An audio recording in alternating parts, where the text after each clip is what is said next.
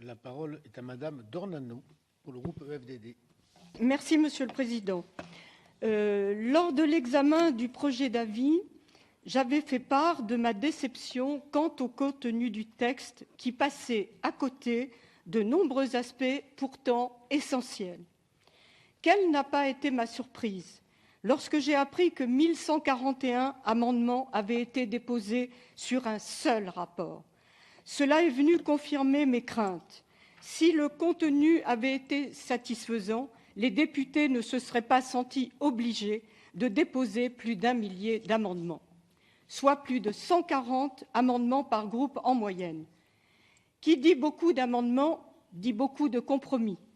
Et à ce titre, je constate que la plupart de mes amendements sont en apparence, je dis bien en apparence, couverts par les compromis. Mais la réalité est tout autre.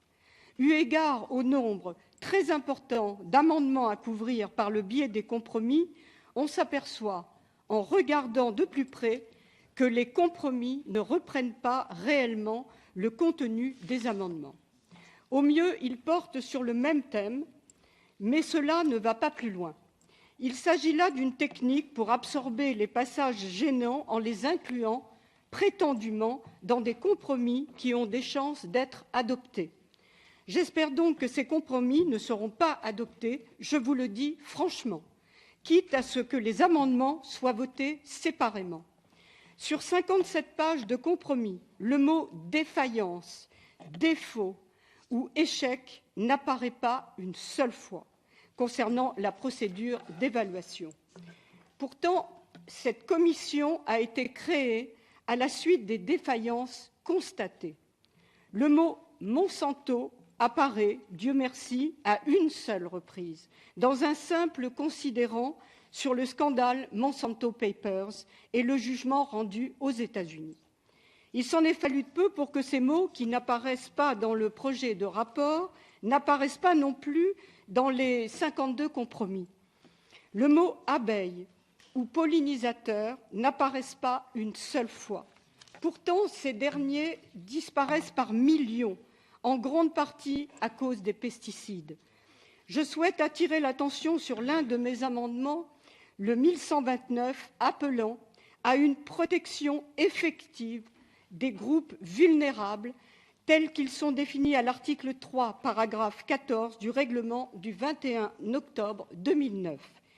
Il est d'une urgence absolue que cette protection effective soit consacrée dans le but de mettre fin sans délai ni dérogation à l'épandage de pesticides sur de longues distances à proximité de tout type de crèches ou d'écoles, d'habitations, de parcs ou de terrains de jeu, de maisons de santé, de maternités ou d'hôpitaux.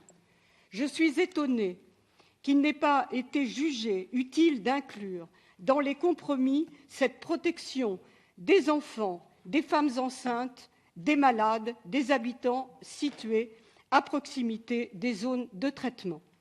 Pas un mot dans les compromis sur mon amendement 445, qui portait sur les techniques agricoles alternatives, permettant de produire sans engrais, sans pesticides et sans labour, tels que l'agroécologie et l'agroforesterie, techniques qui existent déjà et montrent des résultats remarquables.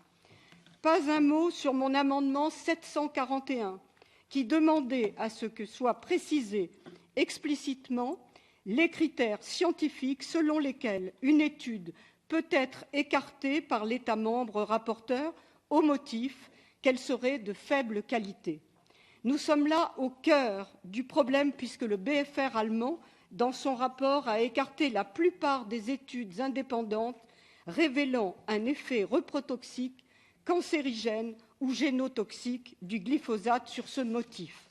J'avais demandé au BfR d'expliquer quels critères avaient conduit à une telle décision, mais ils n'ont donné qu'une réponse évasive parlant de méthodologie. Bref, on voit bien que ce point est lui aussi dérangeant. Alors, si on renonce à exiger des précisions, tant pis.